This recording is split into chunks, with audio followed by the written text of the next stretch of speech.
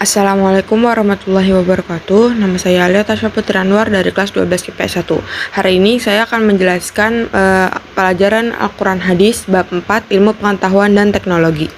Yang pertama ada dari surah Al-Alaq ayat 1-5 berikut ayat dan artinya. Pada ayat pertama, Allah Subhanahu wa taala memerintahkan kepada Nabi Muhammad SAW agar membaca dengan menyebut nama Tuhan yang menciptakannya. Pada ayat kedua, Allah Subhanahu wa taala mengungkapkan tentang penciptaan manusia, yaitu dijadikannya dari segumpal darah. Pada ayat ketiga, Allah Subhanahu wa taala memerintahkan kembali kepada Nabi Muhammad SAW untuk membaca. Bacaan tidak dapat melekat pada diri seseorang kecuali dengan mengulang-ulang dan membiasakannya. Pada ayat keempat, Allah Subhanahu wa taala menjelaskan bahwa dengan karunia dan dengan perantara kalam terjadi proses belajar mengajar antar manusia. Pada ayat kelima, Allah Subhanahu wa taala menambahkan keterangan tentang limpahan karunia-Nya yang tidak terhingga kepada manusia.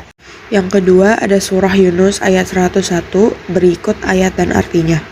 Dalam ayat ini, Allah Subhanahu wa taala memerintahkan kepada Nabi Muhammad SAW untuk memperhatikan apa yang ada di langit dan bumi secara lebih mendetail.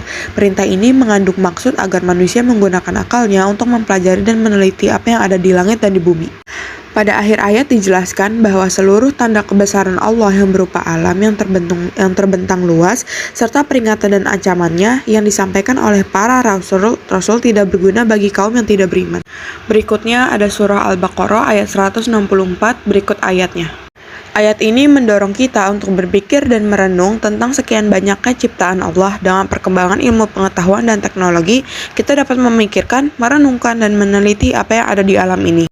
Dalam ayat ini, ada 6 hal yang dapat kita jadikan bahan pemikiran dan perenungan. Keenam hal itu adalah penciptaan langit dan bumi, pergantian siang dan malam, kapal yang berlayar di lautan, turunnya air hujan, adanya berbagai macam jenis binatang, serta perkisaran angin dan pergeseran awan. Yang keempat ada hadis tentang ilmu pengetahuan. Hadis ini menjelaskan kepada kita bahwa betapa besarnya anugerah yang diberikan kepada orang-orang yang mendalami ilmu, baik sebagai pengajar maupun sebagai pelajar. Hal itu sangatlah logis sebab pemahaman terhadap agama akan menjadi sempurna manakala didukung oleh ilmu pengetahuan. Sekian dari saya. Wassalamualaikum warahmatullahi wabarakatuh.